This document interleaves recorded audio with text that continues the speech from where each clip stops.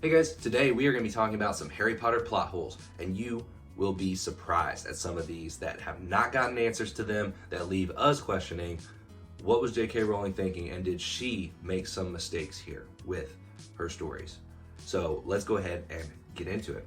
One of our favorite franchises to talk about here on the channel, guys, we're talking about Harry Potter. Now, Harry Potter is an amazing franchise, tons of books, tons of movies, doing a reboot right now, as cringeworthy as that looks like it's gonna be, but you won't believe some of the plot holes that we have found here. If you have the answers to these and it's actual canon, please let us know. Obviously, there's some answers that people have fan answers, but some of these, we really don't think there's any answers for this.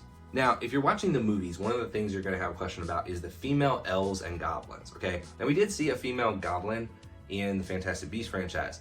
Whether you count that as canon or not, that's up to you. But there were females of both of these species, okay? The thing is, we just didn't see them in the movies. They were referenced a little bit in the books, so not really a plot hole or anything like that, but there are questions for people that watch the movies. Were there female elves? Yes, there were. Now, it makes sense that you wouldn't see a lot of these, because look at the goblins. They're very rich in older traditions and the older ways of things. They've always been about that. So it makes sense that they would have an older, classic way of thinking, and so their wives are the ones that are not working and they're at home taking care of the family. So that would make sense for goblins, okay? And for elves, for the most part, being in slavery, I mean, that's pretty bad as it is, so I would say that even wizards really shied away from having a female elf as a slave. So maybe most of the females were actually free elves and not slaves. That's what our assumption would be. But again, there's no actual answer for this. Now, the other question that a lot of people are going to have is, why didn't Harry see the Thestrals? Okay, there was the film where they rode in the chariots and there was nothing pulling the carriage. Luna could see them, but nobody else could, even Harry. And Harry had seen death. He was a child, he had seen death. Now, the thing is, there is a plausible answer to this, but that answer was not written in the books, okay? It was not in the movies either.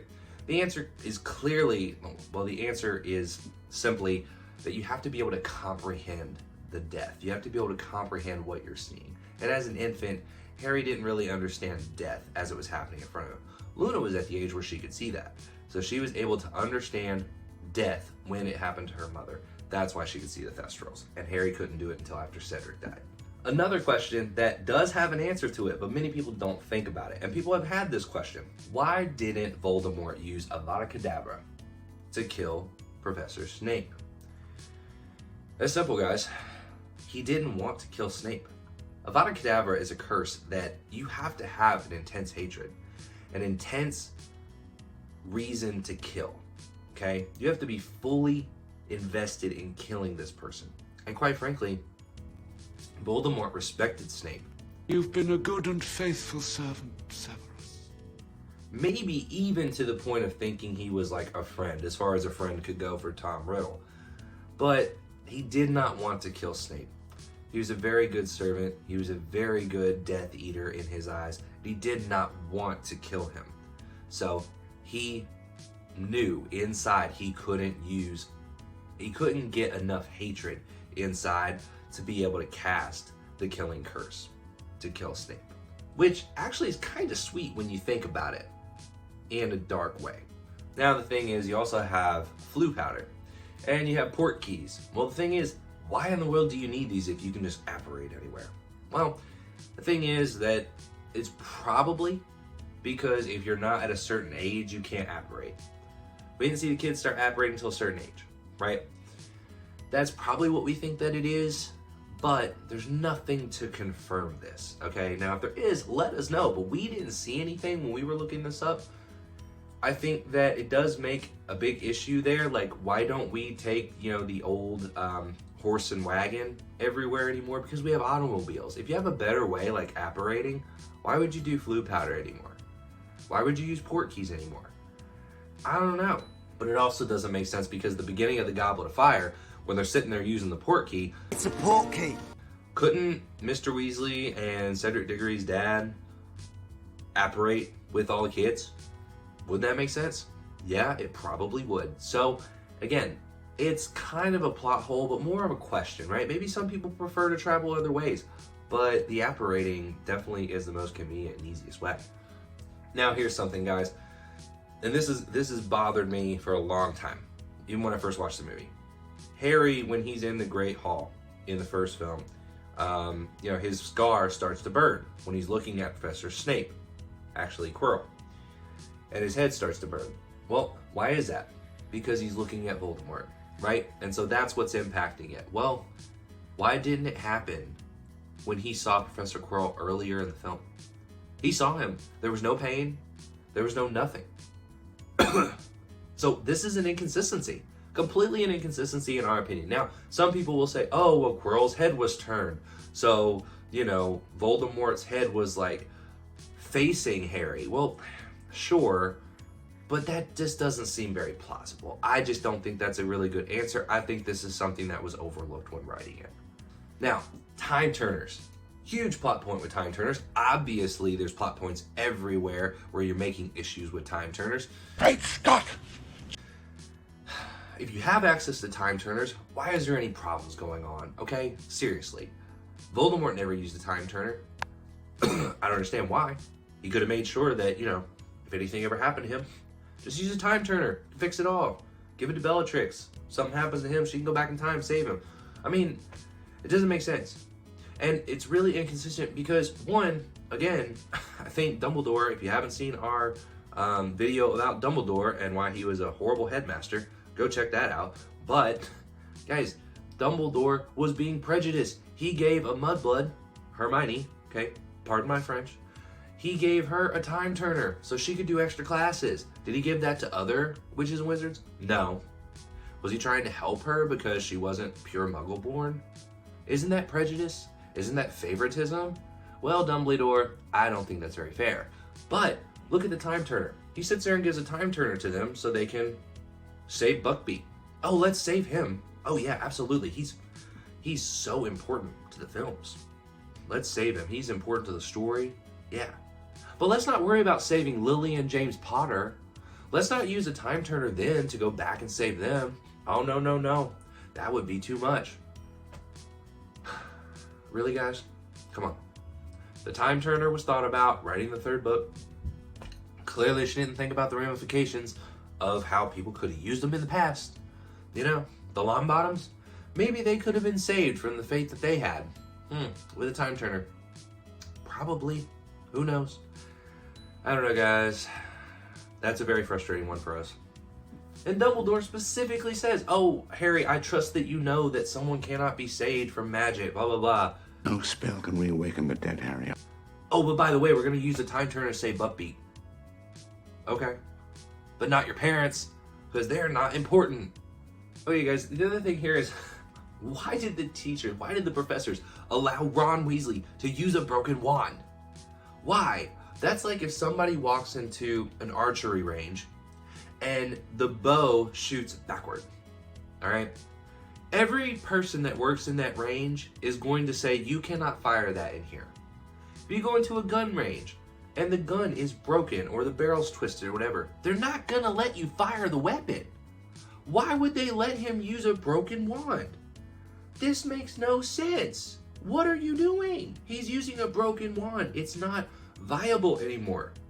There's no reason that the adult professors would allow him to use this, okay? So that completely is an issue. Here's another one, guys. Fred and George, they get the Marauders map, right?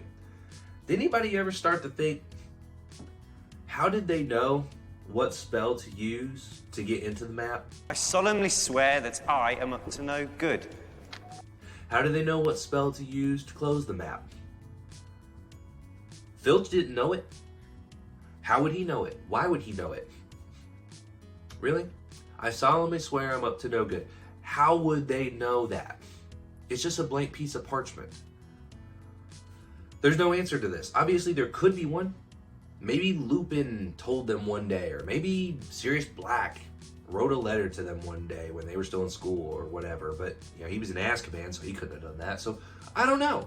It doesn't make sense, guys. It doesn't make sense how they would learn how to activate the Marauders map and how to deactivate the Marauders map. They did not have one of the Marauders there to help them. So that's one that's definitely puzzling to us that definitely got overlooked. Okay guys, now the Harry Potter universe from an economic standpoint makes zero sense. Why would anyone ever be poor? Why would anyone ever be rich? You have multiplication spells. Can't you multiply money? Yes, you can. So this doesn't make sense why they weren't able to multiply money. Everybody should be the same economic status. That's just really frustrating for us. I don't understand why it is the way it is, okay? And then the truth serum. Guys, we have a truth serum. Why were there ever trials? Why were there ever wizarding trials? Why couldn't you just give everyone truth serum and listen to what they say? There should never have to be a trial. That doesn't make any sense. Just give everybody a truth serum who comes in there. It's not like Professor Snape was the only one who could make a truth serum. This is one that isn't necessarily a plot hole, but more of a bad decision, okay? You guys remember the scene where all these people are drinking Polyjuice Potion and turning into Harry Potter?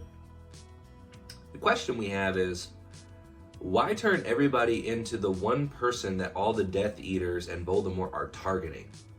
Couldn't you give all of them Polyjuice Potion and turn them into, I don't know, Bedungus Fletcher, who none of them gave a crap about? Could you turn all of them into Hermione? Could you turn all of them into Fleur Delacour? Like, you could have turned them all, turn them into Neville Longbottom. Nobody cared about Neville. For crying out loud. You could have transported him looking like Neville Longbottom. Every one of them could have looked like Neville Longbottom instead of Harry. Why wouldn't you just do that? Why wouldn't you just turn him into someone else? Use Polyjuice Potion and turn him into somebody else. Make him look like Ron. No one's gonna, come on. No one's gonna cast Avada Kedavra at that red-headed Weasley. Right? You must be a Weasley. Just do that. Turn him into Ron. Let him walk out the door right past the Death Eaters, because they ain't gonna give a crap about him. I don't understand. That was a bad choice. It really was a bad choice. Next thing is the Polyjuice Potion, guys. We see the Polyjuice Potion used multiple times throughout the franchise, and it's really inconsistent, especially in the movies. Now in the books, maybe they say some things differently. I haven't read every single thing within the books, but I didn't see anything that really declared this. But when you have people using Polyjuice, like Barty Crouch Jr., who becomes Mad-Eye Moody, apparently his voice changed with the Polyjuice Potion. But you remember in the first film, or the second film, when they made the Polyjuice Potion to get into the Chamber of Secrets or to get in the Slytherin house, didn't they have to work on making their voice sound more like Crabbe and Goyle? Yeah, they did. You need to sound more like Crabbe. So, isn't that an inconsistency there? That doesn't really make a lot of sense to us, because if the voice changes, then why did they have to work on it in the second film? And if it did change automatically, like, okay, fine. But that's inconsistent for sure. So definitely an issue there, breaking of, the canon. So definitely a plot hole there within that. Does it change your voice? Does it not change your voice? That's the question. All right, another one, guys. And this, again, not necessarily a plot hole, but more of a dumb decision by Voldemort, is you have this Unbreakable Vow. It's very interesting. Very cool piece of magic. If you're Voldemort, why didn't you make every single Death Eater take the Unbreakable Vow?